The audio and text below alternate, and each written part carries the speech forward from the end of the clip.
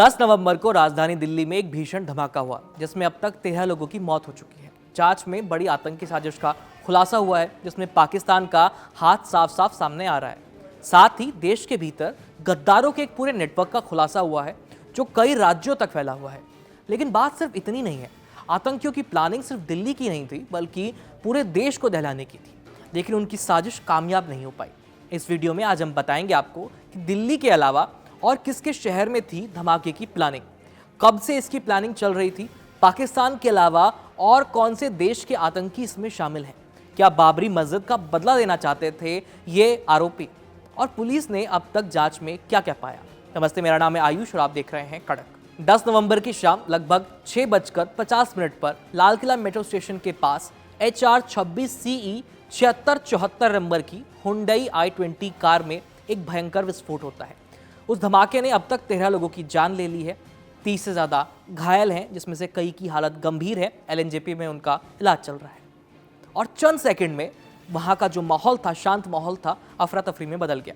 विस्फोट इतना तेज था कि आसपास की 3 से 4 गाड़ियां भी ब्लास्ट होनी शुरू हुई। शुरुआती फॉरेंसिक और DNA रिपोर्ट्स में ये बात साफ हो गई कि कार को चला रहा था doctor Umar Mohammad. Steering wheel के नीचे मिले उसके पैर के हिस्से से उसकी मां के DNA का मिलान हो गया है।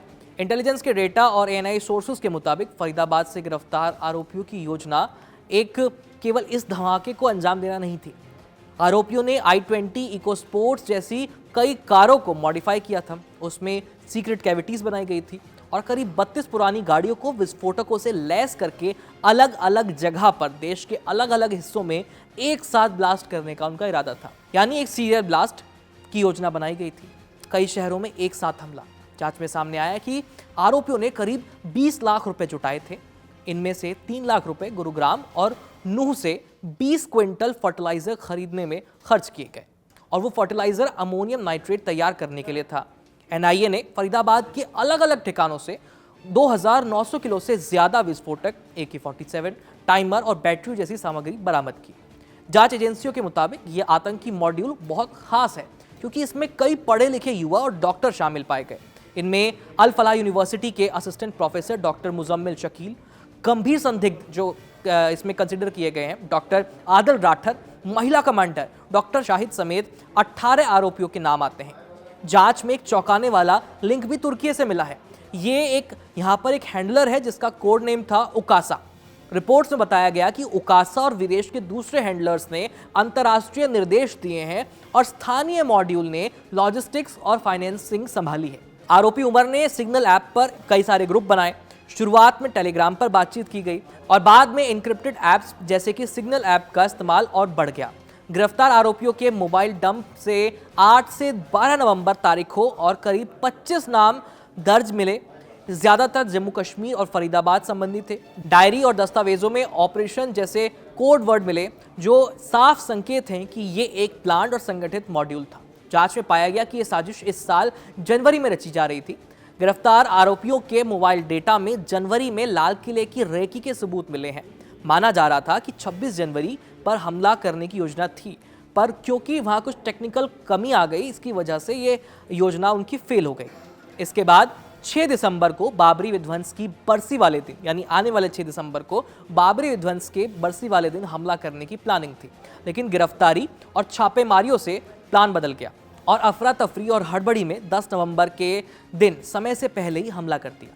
फतेहपुरा, तगा गांव और नूह के खाद डीलरों की शिनाख्त ने संकेत दिया है कि विस्फोटक सामग्री यहीं से खरीदी गई थी। नूह के दुकानदार दिनेश सिंह डब्बू और मनोज सिंगला से पूछताछ में पता लगा कि 20 दिन पहले भारी मात्रा में फर्टिलाइजर आतंकियों तक पहुंचा।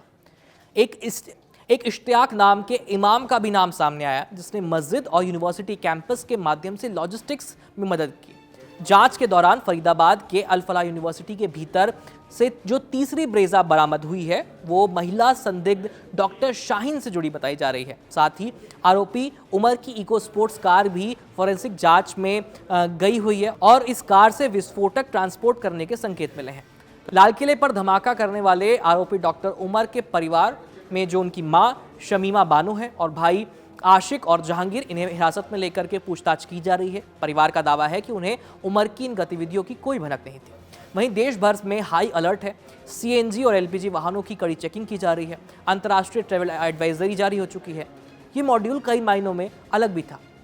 आइए आपको हम 3 अहम बिंदु के बारे में बताते हैं कंपैरिजन करते हुए।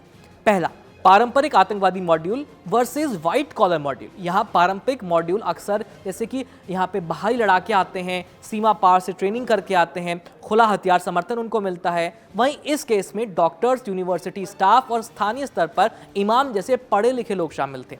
यानी व्हाइट कॉलर टेरर का नया रूप, और ये कहीं ज़्यादा खतरनाक है। दूसरा है स्थानीय लॉजिस्टिक्स वर्सेस विदेशी हैंडलिंग। ये घटना दोनों का मिश्रण दिखती है। स्थानीय स्तर पर जो सप्लाई चेन थी, जैसे कि खाद, किराए के मकान, कमरे का जुगाड़ करना, और विदेशी हैंडलर जैसे कि तुर्की में और पाकिस्तान में बैठे हुए कई सारे हैंडलर जो कोड नेम के जरिए इनसे बातचीत कर रहे थे। यानी रणनीति और संसाधन दोनों विदेश से निर्देशित थे। पारंपरिक जैश ए मोहम्मद जैसे नेटवर्क में बाहरी फंडिंग और हैंडलर दिखते हैं, पर यहाँ प्रोफेशनल अप्रोच और एनक्रिप्टेड कम्युनिकेशन ने मॉड्यूल को और जांच एजेंसियों की पकड़ से बचाए रखा। और तीसरी सबसे अहम वजह, quick reception versus simultaneous blast intent. यानी अक्सर बड़े ब्लास्ट की योजना कई सालों तक बनती रहती है, उसको छुपाया जाता है। इस बार भी प्लान की जड़ें 2022 और 24 से मिली है। पर दिलचस्प बात यह है कि पकड़े जाने के बाद मॉड्यूल ने जल्दबाजी में हमला कर दिया, जो पारंपरिक हमले से कहीं अलग था। इस आतंकी हमले से एक सबक लेते हुए जांच एजेंसियों को कुछ ठोस कदम उठाने चाहिए, ऐसी हमारी सलाह है। जैसा पहला कि यूनिवर्सिटी और प्रोफेशनल ऑर्गेनाइजेशन ऑडिट, यहाँ पर मेडिकल और शैक्षणिक संस्थाओं में बैकग्राउंड चेक किए जाएं। लगातार ऑन ड्यूटी सीसीटीवी और एचआर संदेह रिपोर्टिंग मैकेनिज्म जरूरी है। दूसरा, लॉजिस्टिक्स मॉनिटरिंग और फर्टिलाइजर रजिस्ट्रेशन। नूह, गुरुग्राम जैसी संवेदनशील रूट्स पर फर्टिलाइजर की खरीद और रजिस्टर और बड़े वॉल्यूम ट्रांजैक्शन को ऑटो अलर्ट से जोड़ा जाए। और तीसरा है कम्युनिटी इंगेजमेंट और डॉक्टर सैनिटेलिटी, और डॉक्टरों की जो प्रोफेशनल लाइफ की चपेट में आने से बचाने के लिए हमें उन्हें रिस्क ट्रेनिंग देनी चाहिए। अंत में, लाल किला धमाका केवल एक सिंगल इंसिडेंट नहीं था, ये एक बड़े इंटरस्टेट इंटरनेशनल स्तर की साजिश थी। 32 कारों में धमाके का प्लान, 2900 किलो विस्फोटक सामग्री का बरामद होना, तुर्की के हैंडलर, पढ़े लिखे प्रोफेशनल्स का इसमें शामिल होना, ये एक नई तरह का खतरा है। एनआईए, एटीएस और स्थानीय पुलिस की तेज छापेमारियों ने कई लोगों को पकड़ा, पर अभी भी कई कड़ियां जांच में सामने आएंगी और शायद अभी और बड़े खुलासे होने बाकी हैं। फिलहाल इस खबर में इतना ही। बाकी इस मुद्दे पर आपकी जो भी राय है हमें कमेंट सेक्शन में लिख करके भेज दीजिए। वीडियो पसंद आए तो लाइक ज़रूर करें और कड़क को सब्सक्राइब कीजिए और बेल आइकन को दबाना मत भूलिएगा। मेरा नाम है आयुष, धन्यवाद।